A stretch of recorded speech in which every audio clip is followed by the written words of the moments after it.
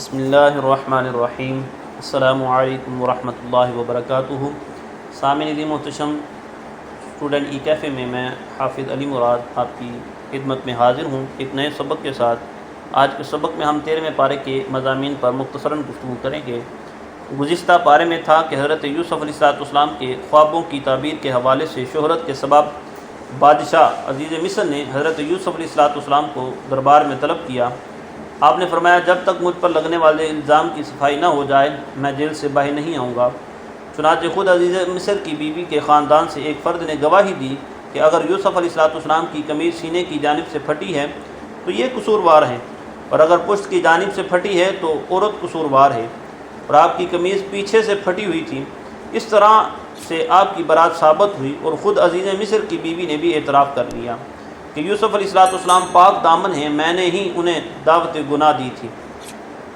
حضرت یوسف علیہ السلام اپنی پاک دامنی ثابت ہونے پر تفاخر کا اظہار کرنے کے بجائے اللہ کا شکر ادا کرتے ہوئے فرماتے ہیں، میں اپنے نفس کی برات کا دعویٰ نہیں کرتا، نفس تو برائی کا بہت حکم دینے والا ہے، مگر جس پر میرا رب رحم فرمائے اسے اس کے نفس کی برائی سے محفوظ فرماتا ہے۔ بے شک میرا پروردگار بہت بخشنے والا اور بہت مہربان ہے۔ پھر بادشاہ نے یوسف علیہ السلام سے کہا کہ آج کے بعد آپ ہمارے نزدیک مقتدر اور امانت دار ہیں۔ یوسف علیہ السلام نے فرمایا، مجھے اس ملک کے خزانوں کا انچارج مقرر کر دے، بے شک میں حفاظت کرنے والا اور علم والا ہوں، یعنی اللہ تعالیٰ نے مجھے یہ علم عطا کیا ہے کہ مال کس سے لیا جائے اور کس کو دیا جائے، اور قومی خزانے کی حفاظت کس طرح کی جائے۔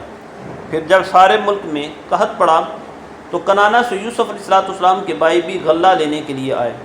جب دوسری مرتبہ برادران یوسف حضرت یوسف علیہ السلام کے پاس پہنچے تو ان کے ساتھ حضرت یوسف علیہ السلام کے سگے بھائی بنیامین بھی تھے۔ انہوں نے اپنے بھائی کو روکنے کی ایک خفیہ تدبیر کی کہ بھائی کے سامان میں شاہی پیالہ رکھ دیا، اور اس تدبیر سے ان کو روک لیا۔ ان کو روکنے کی یہی صورت تھی۔ برادران یوسف نے پیشکش کی کہ بنیامین کے بجائے ہم میں سے کسی کو روک لیا جائے، لیکن ظاہر ہے کہ کسی اور کو روکنا مقصود ہی نہیں تھا۔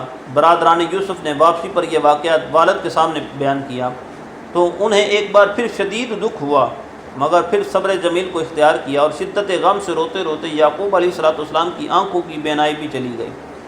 انہوں نے کہا کہ میں اپنی پریشانی اور غم کی شکایت صرف اللہ ہی سے کرتا ہوں۔ پھر یعقوب علیہ السلام نے برادران یوسف کو یوسف علیہ السلام اور بنیامین کی تلاش میں بھیجا، اور ان کے مصر پہنچنے پر بالآخر یوسف علیہ السلام نے حقیقت حال بھائیوں پر ظاہر کر دی۔ وہ شرمسار ہوئے اور اپنی غلطیوں کا اعتراف کیا اور کہا کہ اللہ نے آپ کو ہم پر فضیلت دی۔ یوسف علیہ السلام نے کہا، اللہ نے ہم پر احسان کیا، اور جو تقوی پر کاربند ہو اور صبر کرے تو اللہ نیکوکاروں کے اجر کو ضائع نہیں فرماتا۔ اس موقع پر یوسف علیہ السلام نے انتہائی اخلاقی عظمت کا ثبوت دیتے ہوئے اپنے بھائیوں کو معاف کر دیا، اور اپنی قمیض انہیں عطا کی کہ اس کو میرے باپ کے چہرے پر ڈالو، انشاءاللہ ان کی بینائی لوٹ آئے گی، اور اپنے سب گھر والوں کو میرے پاس لے آؤ۔ جو ہی برادران یوسف مصر سے چلے تو حضرت یعقوب علیہ السلام نے فرمایا، مجھے یوسف کی خوشبو محسوس ہو رہی ہے۔ الغرض پھر قمیض یوسف حضرت یعقوب علیہ السلام کے چہرے پر ڈالتے ہی ان کی بینائی لوٹ آئی، اور انہوں نے برادران یوسف کے لیے اللہ کی بارگاہ میں استغفار کی۔ پھر جب یہ قافلہ مصر میں داخل ہوا تو یوسف علیہ السلام نے نہایت ہی اعزاز کے ساتھ ان کا استقبال کیا، اور جب یہ قافلہ شاہی دربار میں پہنچا تو خاندان یعقوبی کے تمام لوگ حضرت یوسف علیہ السلام کی تعظیم کے لیے سجدے میں گر گئے۔ یوسف علیہ السلام نے کہا، اے میرے رب، اے میرے باپ، یہ میرے اس پہلے خواب کی تعبیر ہے، بے شک میرے رب نے اس کو سچ کر دکھایا ہے، اور اس نے مجھ پر احسان فرمایا۔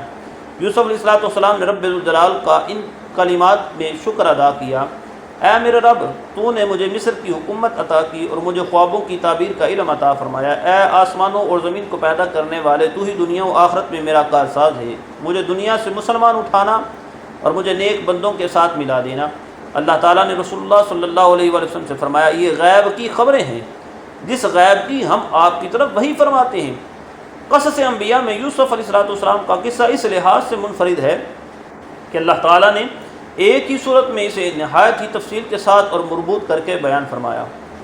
سورۃ الرعد، اس صورت کی شروع میں اللہ تعالیٰ کی قدرت و جلالت کو بیان کیا گیا ہے، اس کا بغیر ستونوں کے آسمانوں کو بلندی پر قائم رکھنا، سورج اور چاند کو ایک نظم کے تابع کر کے چلانا، زمین کا پھیلاؤ اور اس میں پہاڑوں کو لنگر کی طرح قائم رکھنا، دریاؤں کی روانی، نظام لیل و نہار اور طرح طرح کے پھل، انگوروں اور کھجوروں کے باغات اور امور کائنات کی تدبیر وغیرہ۔ پھر فرمایا اہل عقل کے لیے اس میں نشانیاں ہیں۔ آیت نمبر 8 میں فرمایا اللہ تعالیٰ ہر مادہ کے حمل اور رحم کے حالات کو جانتا ہے اور اس کے نزدیک ہر چیز کا ایک اندازہ ہے۔ آگے چل کر فرمایا کہ اللہ تمہیں کبھی ڈرانے کے لیے اور کبھی امید دلانے کے لیے بجلی کی چمک دکھاتا ہے اور بھاری بادل پیدا کرتا ہے۔ آیت نمبر 13 میں رعد کا ذکر ہے۔ اجسام فلکی یا بادلوں کی رگڑ سے جو آواز پیدا ہوتی ہے اس کو رعد کہتے ہیں، اور ایک حدیث کی روح سے رعد اس فرشتے کا نام ہے جو بادلوں کو چلانے پر مامور ہے۔ چنانچہ فرمایا کہ یہ معین فرشتہ اس کی حمد کے ساتھ تسبیح کرتا ہے اور باقی فرشتے بھی اس کے خوف سے حمد و تسبیح کرتے ہیں۔ آیت نمبر 15 میں فرمایا کہ آسمانوں اور زمین میں جو بھی چیز ہے وہ سب خوشی اور ناخوشی سے اللہ ہی کے لیے سجدہ کر رہی ہے، یعنی مظاہر کائنات میں سے ہر چیز کا قادر مطلق کی جانب سے تفویض کی ہوئی اپنی ڈیوٹی کو انجام دینا یہ اس کی عبادت ہے۔ آیت نمبر 17 سے فرمایا کہ آسمان سے برسنے والی بارش کے نتیجے میں ندی نالے جاری ہوتے ہیں، پھر سیلاب سے بلبلے والے جاگ پیدا ہوتے ہیں۔ آگے چل کر فرمایا پس جہاں جاگ تو وہ تو بے فائدہ ہونے کی وجہ سے ظاہر ہو جاتا ہے، لیکن جو چیزیں لوگوں کو فائدہ پہنچاتی ہیں وہ زمین میں باقی رہتی ہیں۔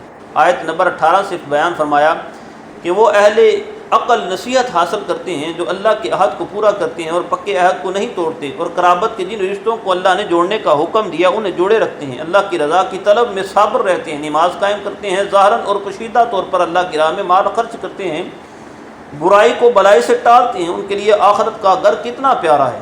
اور پھر منکرین کے لیے فرمایا کہ عہد شکنی کرتے ہیں، قطع رحمی کرتے ہیں، زمین میں فساد برپا کرتے ہیں، ان پر لعنت ہے اور ان کا برا ٹھکانہ ہے۔ آیت نمبر 28 میں فرمایا کہ سکون قلب کی دولت اللہ کے ذکر ہی سے ملتی ہے، مومن نیکوکاروں کے لیے خوشخبری ہے اور بہترین انجام ہے۔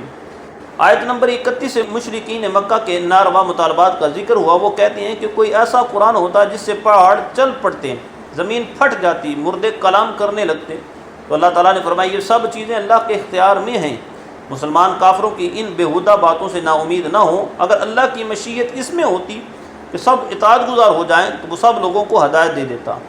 سورہ ابراہیم کے شروع میں ایک بار پھر قرآن کی حقانیت اور اللہ تعالیٰ کی قدرت و اختیار کا ذکر ہے، لیکن کفار آخرت پر دنیا کو ترجیح دیتے ہیں، حق کی راہ میں رکاوٹ بنتے ہیں اور کجی کے طلبگار رہتے ہیں۔ آیت نمبر 4 میں یہ بتایا کہ اللہ تعالیٰ نے ہر قوم کے درمیان جو رسول بھیجا ہے وہ انہی کی زبان بولنے والا تھا تاکہ وہ وضاحت کے ساتھ اللہ کے احکام کو بیان کر سکے اور لوگوں پر اللہ کی حجت قائم ہو جائے۔ آیت نمبر 18 میں بتایا کہ کافروں کے اعمال کی مثال اس راہ کی سی ہے کہ سخت آندھی کے دن تیز ہوا کا جھونکا آئے اور سب اڑا لے جائے۔ آیت نمبر 21 سے بتایا کہ سب کفار آخرت میں اللہ کی عدالت میں پیش ہوں گے، ان کے کمزور اپنے بڑوں سے کہیں گے کہ دنیا میں ہم تمہاری پیروی کرتے تھے، کیا اب اللہ کے عذاب سے نجات کے لیے تم ہمارے کسی کام آؤ گے؟ وہ کہیں گے کہ ہمیں خود کوئی چھڑانے والا نہیں۔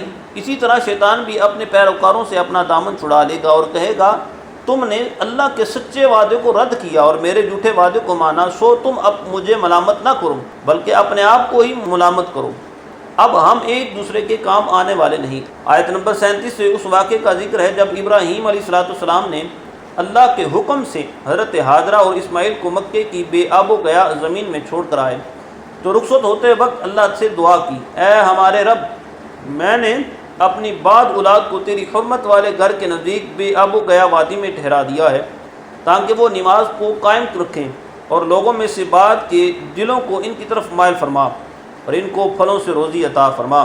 سامعین محترم، یہاں پر آج کے سبق کا اختتام ہوتا ہے۔ کل ایک نئے سبق کے ساتھ آپ کی خدمت میں حاضر ہوں گے۔ السلام علیکم ورحمۃ اللہ وبرکاتہ۔